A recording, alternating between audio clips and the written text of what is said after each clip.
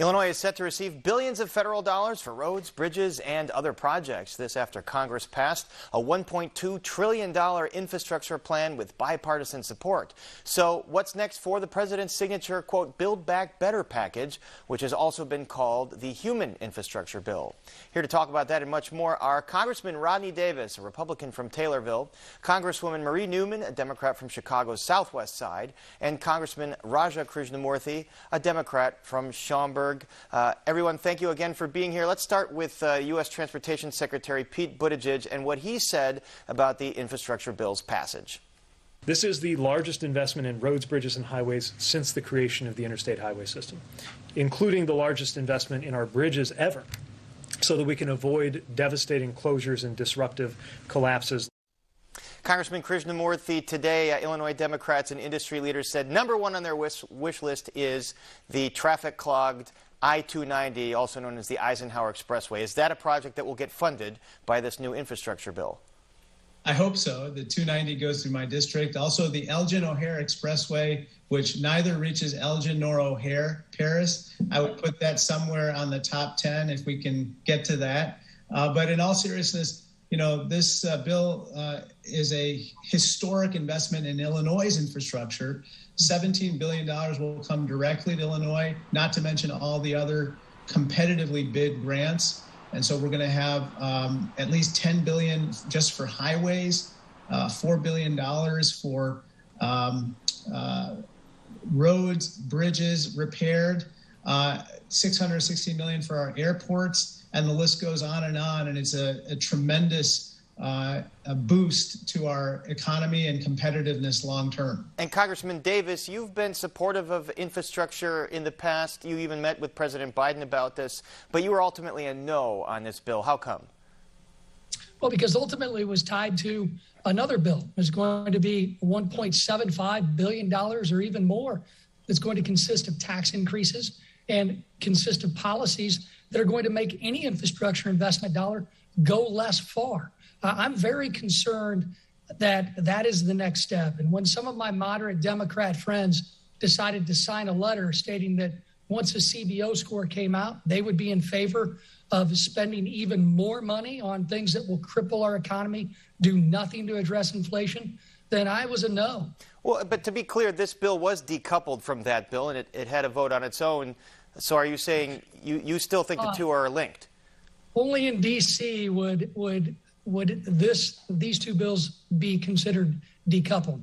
It was a vote last week, sure, but there were a lot of negotiations amongst the Democrats to ensure that we're going to see a vote on a program that is going to be tax increases on every single American family, cost increases on every family, and policies that are going to continue to cripple our economy and do nothing to address inflation. And we'll talk about that human infrastructure bill in a moment, but Congresswoman Newman, other big needs here in Illinois, bridges, the replacement of lead pipes, wastewater treatment, public transit improvements like the extension of the Red Line South, are those projects that will get funded in full by this bill? Yeah, I mean, we're going to be receiving right around $1.7 billion to address wastewater, all of our flooding issues, possibly connecting some of those smaller towns in the perimeter that were not connected to the deep tunnel. So these are incredibly important things that will correct long-term wrongs. In addition, that we have, just in my district alone, we have 6 bridges that are at a D. We absolutely have to create safer bridges. Lots of bridges in Illinois getting poor grades, especially along the Eisenhowers. Those leaders talked about this morning. And let's turn to that human infrastructure bill. With the ink still drying on the main infrastructure bill, House Speaker Nancy Pelosi has high hopes, she says, for the Build Back Better bill. Take a look. That is our plan, to pass the bill the week of November 15th, as is indicated in our statements that were made at the time of passing the infrastructure bill, and we're very proud of that. Congressman Krishnamoorthi, will this bill be voted on, as Speaker Pelosi and Congressman Davis said? I think so, but let's just be very clear. These were delinked.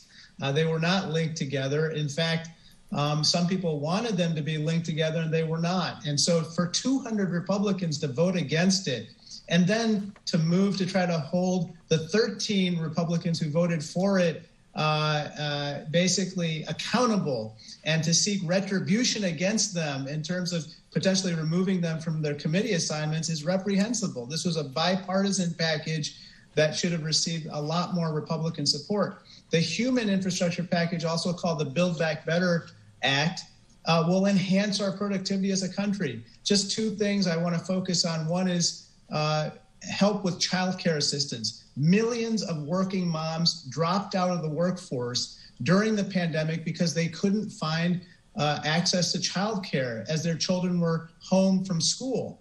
And so now we're providing that assistance so that they can go back to work, they can produce more goods and services, and tamp down inflationary pressures. Similarly, I authored the provisions that invest into workforce training and skills-based and vocational education, which are direly needed to address the skills shortage in this country. Again, you equip people with the skills to go to work, to take the jobs of today and tomorrow. They can produce more goods and services, and again, make us more productive over the long run. Congressman Davis, you talked about your fear of tax hikes and runaway spending in this bill. Are there things, though, elements that Republicans could support, like paid family leave or child care tax credits, extending those? Again, at some point, we have to say at what cost? At some point, we've got to get our economy back to where we were pre-pandemic. We need to look at this pandemic as a risk management operation rather than a zero tolerance operation. We're going to have to live with COVID the rest of our lives. Let's make sure that we limit the risk, and let's get back to our economic gains we had.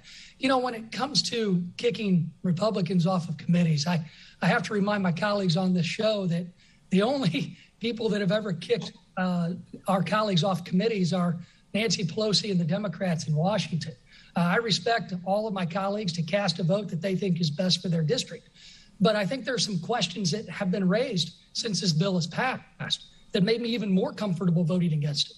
We had Secretary Buttigieg talking about bridges that are racist. I mean, how many billions of dollars are going to be spent tearing down so-called racist bridges when we ought to be investing in the traffic jam that we know as the Eisenhower on 290? We ought to be investing in building better roads in downstate Illinois. I'm just not sure that this administration and, frankly, Governor Pritzker's administration is going to be able to put these dollars to the best use. To be clear, Congressman, the Secretary was referring to urban planning decisions that a lot of historians say split up neighborhoods in places like Chicago. But I want to ask Congresswoman Newman. Then how much is going to be spent to tear these down? How many billions are going to be spent to tear down bridges that are still operational in areas because mistakes were made centuries ago and then decades ago? And then all of a sudden, you don't have the investment to address the red line issues you mentioned. You don't have the investment to address the Eisenhower issues. A lot of questions you still have here. Congresswoman Newman, back to that human infrastructure bill. You know, this still all hinges on what two moderate Democratic senators, Manchin and Sinema, think. Is there a bill that they support that progressives like yourself would still support? Well, I think there is, my colleague Raja said that it is critical that we have things like universal pre-K and all of those things. But here's two interesting stats that are very important to discern is that 4.7 million home health care jobs will be needed by 2028. 10,000 of our citizens turn 65 every day. So this home health care investment is really, really important in this bill so that we can take care of our seniors and allow them to live at home and in dignity. So these are very important things. And I think the reason that this negotiation has been long and trying is, think about it this way, that we took $2 trillion entities, brought them together and negotiated line item by line item and vetted them, which is why there was a lot of debate, and there should be debate, and we should vet things very, very tightly. So if we had two companies coming together with $1 trillion apiece, it would take literally 3 to 5 years to do that. We've done it in about 5 or 6 months. So the fact that we vetted and debated, we're very proud of that. Is it a little unpleasant to watch? Absolutely, but we got it done. And I think Mr. Manchin and Ms. Sinema are, we're vetting what they wanted, and that's fair. All right, well, that debate's going to continue, and our discussion's going to continue, but we're going to have to leave it here for now. We'll be joined again by the Congresspeople to discuss who's running for what with Illinois' new congressional map. That'll be interesting. But for now, our thanks to Representative Rodney Davis, Marie Newman, and Raja Krishnamoorthi.